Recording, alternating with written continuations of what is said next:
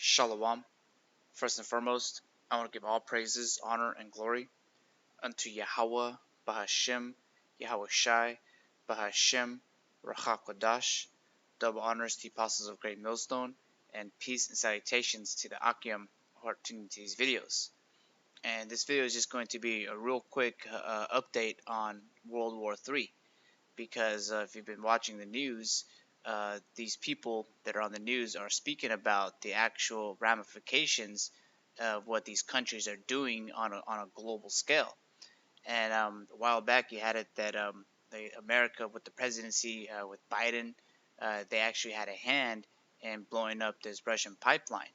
And they were just telling people various things, changing the subject and doing various things, pretty much to coal the masses so that they could be distracted more and continue in this society, so they can keep it functioning.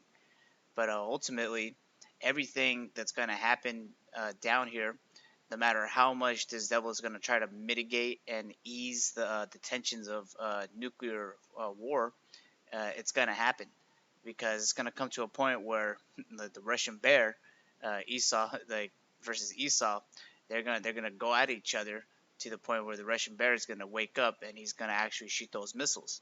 And of course, it's going to be for a little bit time off before that we have a lot more prophecies to go into, namely Jacob's trouble. But the scriptures also speak about how there's going to be a lot of women out here single because they're men, and the majority of the men that are going to be in these countries, in various countries, I like to think Canada is going to have to be forced into this thing.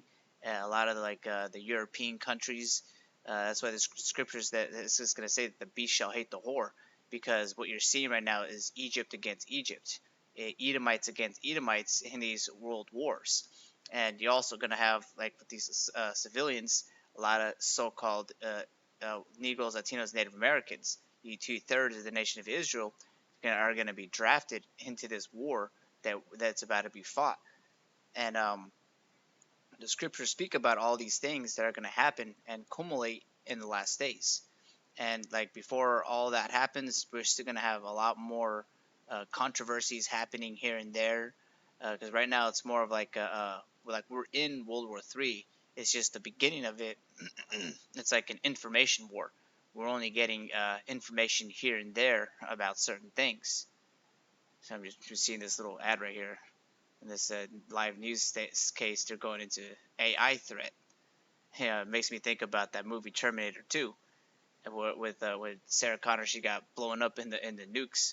It was because the AI gained sentience, and then they ran around and started like rounding up all the people. But I can't say for specifically how that's going to play out in these last days. But I know scripturally speaking, we're going to go through a lot of things that's going to lead America into world war. And one of those things is that the staff of bread is going to be broken, and that all the economy and the resources are going to start draining to the point where here in America, the country is going to have to go to these various places. That's why they're putting up so much money and defense technology over there into Ukraine, so that they can keep a stronghold on the global scale. The fact that they actually attacked Russia and its European allies, because it was an economic strike, because they struck a pipeline that hit like where Russia was giving oil to Germany, I believe. And that's what's it's going to raise the tension amongst these Edomites, because it's just going to be like an all-out war yet again. And if you look at like American history since the beginning, even before that, before America was conceived, you had the Spanish, the French, and the British Empire. All three were going at it against each other, claiming land and doing a bunch of various things. So this red devil hasn't changed his tactics or his characteristics. The wicked in him is not. Oh, it's like the spirit in him is not upright. He is the wicked, and the scriptures speak about that red horse that was given the sword, and he's going to be able to come down here with these false miracles and power in the sight of everybody that to the point where he can actually bring down fire, and he's going to do that in World War III. Of course, we got a lot of prophecies to go into, but everything that we're going through is going to lead to this final prophecy that's spoken about in Revelation 11 and 14. The second woe is past, and behold, the third woe cometh quickly. So in this news article, they're really just speaking about like how serious this threat is, because a lot of people, especially these people that are still working their 9 to 5s and going to the mall on the weekends, they think that this is unlikely. So like, they even scoffed at us at camp various years ago. Like I remember in 2018, 2019, we would hold up the signs and speak about these things, about how the scriptures speak about the nuclear missiles in World War III. But a lot of people would come up against us and speak about how great and mighty Esau's technology is and his peace making abilities. That's never going to happen. It's never going to take place. But now that everything has revved up during 2020 and moving onward, that's starting to become more of a thing that we're seeing coming on the rise. So this article is really just like the UK talking heads on the news speaking about how with Russia, well, America shouldn't be escalating against it because they have means to actually combat America. So in this article, the article's title says, "Warning issued as Britain's underestimating threat of Putin using nuclear weapons. It's horrifying." And then in the article it says, "The Russian war could escalate in a much more dangerous way, as Britain underestimates the threat of Vladimir Putin using nuclear weapons." Speaking to GB News, the conservative backbench warns that the likelihood of Russia using tactical nuclear weapons is higher than we think. And talking to Camille Tomi, Seeley said that although Putin probably won't carry out a nuclear strike, and that's basically saying peace and safety. When the scriptures speak about that, when you're saying peace and safety, you're trying to cool the masses of these things that they're not going to happen, as if saying that they're not going to happen is going to make the crisis go away and be averted. No, the scriptures say that when peace and safety, then comes sudden destruction. And so we are out here on the highways and hedges, pointing these things out, because even though these people are saying that it probably won't happen, that doesn't mean that it won't happen. That shows that they're uncertain in their response. But so when they're saying that Russia probably won't carry out a nuclear strike in fear of losing support from China and India, the Russian president always escalates out of a crisis. For me, this could escalate in a much more dangerous way, whether it's attacking Western pipelines or severing the internet cables or the 5 interconnectors, the electricity supply lines between U.S. and Europe, he said. And it's interesting that they brought that up, because it's not just pipelines, economic veins where like the societies keep functioning with, but you also have the internet connected. That's you got these like big pipes under the Atlantic Ocean that connect America to Europe so that they can get internet and they can have communication. And with that is basically become a target now. And the scriptures also speak about the famine of the word. So like when all these things is said and done, the elect is going to be gathered, and the 4 winds are going to come and destroy this place. But until then, the elect is getting sealed, and then when they're sealed in this ministry, they're going to work in this ministry and get built up in the spirit, so that when the evil day comes, they're going to be prepared. They're going to have that wisdom and knowledge to be stable in these times, so that they're not going to taste that death that the 2/3 are going to take when this third woe happens. All right, so I want to read this in Psalm 64. Because the mindset is that us here in this ministries, we're not going to be faced with this so long as we keep our crown and endure in this ministry. It's like people come up to us, we'll tell them all this news and information, and they start getting worried, and they say, well, what are you guys going to do? Well, ultimately, we're going to trust in Yahweh B'Shem Yahushai. just as Shadrach, Meshach, and Abednego trusted in Yahweh Bashim Yahushai, that when they were cast into that fire pit, that they're going to be taken care of.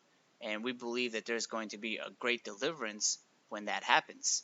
So like when this place is going to be judged with the thermonuclear missiles and the chariots burning this place up, there's going to be a hedge around us, just as what happened with Lot, and it's going to happen where we're going to be delivered. Lord willing, we keep our integrity, and we continue in this ministry. But this is a psalm that I wanted to read to pretty much give you that comfort and understanding that this is indeed going to happen.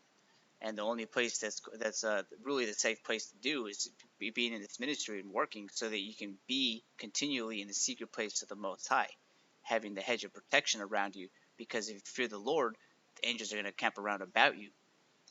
So this is in Psalm 64, verse 1. Hear my voice, O Yahweh, and my prayer. Preserve my life from the fear of the enemy. Hide me from the secret counsel of the wicked, from the insurrection of the workers of iniquity. So up until these thermonuclear missiles, we're going to have to walk this walk where it's going to be straight and narrow. It's going to be a bunch of trials and tribulations. And so we have to trust in Yahweh Ba'ashim Yahweh Shai, that the insurrections of the workers of iniquity will not touch us or harm us. And in verse 3 it says, who whet their tongue like a sword, and bend their bows to shoot their arrows, even bitter words, that they may shoot in secret at the perfect. Suddenly do they shoot at him, fear not. Because Esau, even right now, he's coming at us. He can't come at us fully, like when we go out there on the highways and hedges. He can't just shut us down. That would make it too blatant and obvious. And he pretty much knows who we are, and he knows if he does that, it would make his agenda, his plans, fall out of place. So there's an order even on the angels of the left hand, where Satan is commanding Esau pretty much that he's not going to be able to touch none of his elect, especially if you're in Yahweh Bashim Yahushai's ministry and you're speaking the Spirit. The gates of hell are not going to prevail. But in verse 6 it says, they search out iniquities, they accomplish a diligent search, both the inward thought of every one of them, and their heart is deep. So they do still do what they have to be doing down here by coming up against us, whether it be like it's your boss or your family members even, because Satan is like a roaring lion. He goeth about seeking who he may be able to destroy.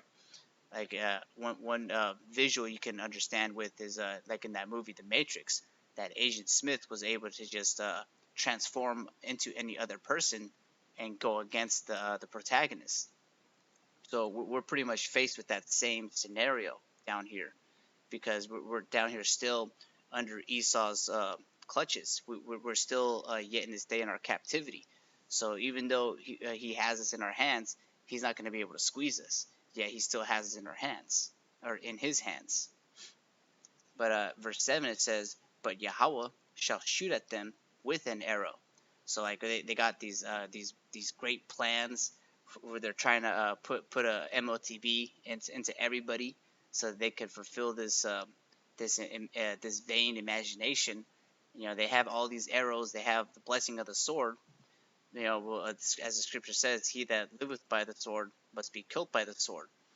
But because they got arrows and they got all these weapons, but they're forgetting that Yahweh Ba'ashim Yahushai, well, Yahweh, he is the Ancient of Days, and one of his titles is that he is a God of war. And with that, meaning that there is no one above him, meaning even though Esau has gotten that blessing of the sword, it's Yahweh Ba'ashim Yahushai that's going to take that blessing back, because he's going to shoot at him with the technology that he gave him. They're forgetting where they got that technology from. So in verse 7 it says, but Yahweh shall shoot at them with an arrow. Suddenly shall they be wounded. So they shall make their own tongue to fall upon themselves. All that see them shall flee away. And all men shall fear, and shall declare the work of Yahweh, for they shall wisely consider of his doing. The righteous shall be glad in the Lord, and shall trust in him, and all the upright in heart shall glory.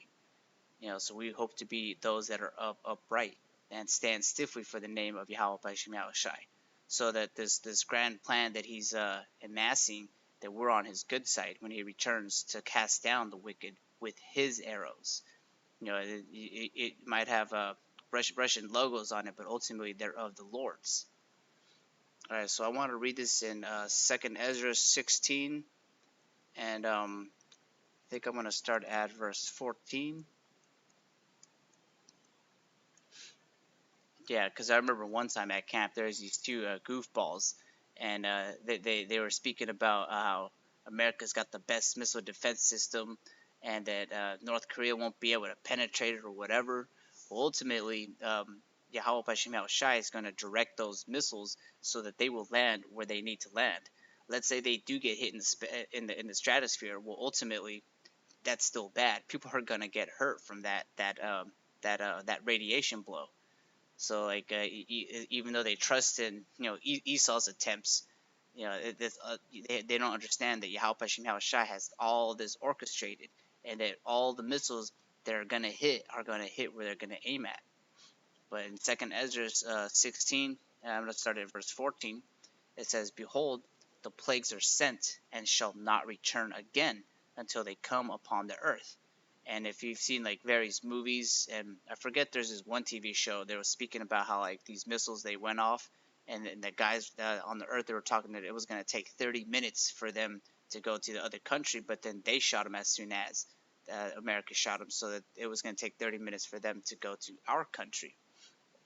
So there's nothing that you can really turn back against that, especially now that everything is being more technologically advanced. Yeah, you got Russia with the Satan II missile, the hypersonic missile, and various other things that probably are not on out in public, but are on the books. So that these missiles, once they're ignited, they're shot into the air. They're going to do what they're done to be sent for. So it says, "Behold, the plagues are sent and shall not return again until they come upon the earth. The fire is kindled and shall not be put out till it consume the foundation of the earth." And if you read in the book of Revelation, it speaks about that's how the earth is going to rock to and fro. Various scriptures speak about what's about to happen here in the last days. This is all leading up to the final prophecies, so that after this is all said and done, Babylon will be no more and will never be anything again. And then Yasharallah will have the bodies and be able to rule in righteousness forever and ever. But until that happens, this has to happen. And verse 16, it says, "Like as an arrow which is shot of a mighty archer returneth not backward, even so the plagues that shall be sent upon the earth shall not return again." It makes me think of in Jeremiah 51. You got all these wounds and plagues that Babylon is being faced with, but there's going to be no balm or things to heal these things. They're not going to be able to mitigate these things, and ultimately that final plague is those missiles. There's nothing. There's no medicine here on earth that's going to be able to defend you against that. And of course, there are going to be some elites and certain people that are going to be hidden in the mountains, but those are going to be ultimately preserved from these missiles to be the first fruits of slavery. And then I'm going to read verse 16 again. It says, "Like as an arrow which is shot of a mighty archer returneth not backward, even so the plagues that shall be sent upon the earth shall not return again." So his defense system, it's not going to work, or his negotiations even, they're not going to work. What the scriptures already said what's going to take place. So there's no escaping destiny. There's no escaping prophecy. And then this is going into one of the precepts that I like to read about how when these things happen, like this is what the Lord was actually sending. It's if you see that movie Terminator 2, where Sarah Connor got burnt up, that's actually mentioned in the scriptures in various places. But today I'm just going to bring out a few, and one of them is in Zechariah 14, and I'll start at verse 12. It says, "And this shall be the plague." So this is speaking about that plague that we just read about in 2nd Ezra chapter 16. this final plague. It says, and this shall be the plague wherewith the Lord Yahweh Ba'Shem Yahushai will smite all the people that have fought against Jerusalem. Their flesh shall consume away while they stand upon their feet, and their eyes shall consume away in their holes, and their tongue shall consume away in their mouth. So if you have to think like what other thing is going to be able to do this? You got these pictures here. I'll get a picture from a nuclear explosion. And if you haven't been paying attention to, there's also going to be a movie called Oppenheimer, going into one of the Edomites who worked on these missiles. I believe they spent a lot of money making a big explosion. I haven't really been following it, but I know it's going to be a good watch just because we're going to get a preview yet again in these movies of how this explosion is going to take place. And then that movie's going to be set in the 40s when Esau, made this type of technology, the atomic bomb, but now they got ICBM missiles. It's like a whole new ball game, and that was only like roughly 40 years ago when they just started making this technology.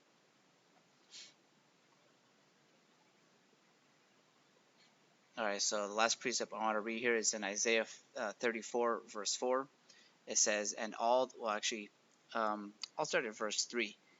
Yeah, because this is a plague, and this is designed for the wicked, even the 2/3 of our people who are going to, trust in the shadow of Egypt. Well, they're going to be burnt in the shadow of Egypt, because they chose not of Yahweh Ba'Shem Yahushai, but rather our adversary Esau Edom and all of his ways. They trimmed their ways so they could appease him and his ways.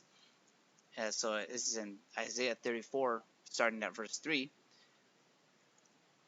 It says, their slain also shall be cast out, and their stink shall come up out of their carcass, and the mountains shall be melted with their blood, and all the hosts of heaven shall be dissolved, and the heavens shall be rolled together as a scroll, and all their hosts shall fall down.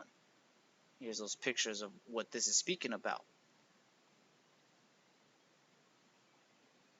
And then continuing on, it says, as the leaf falleth off of the vine, and as a falling fig from the fig tree.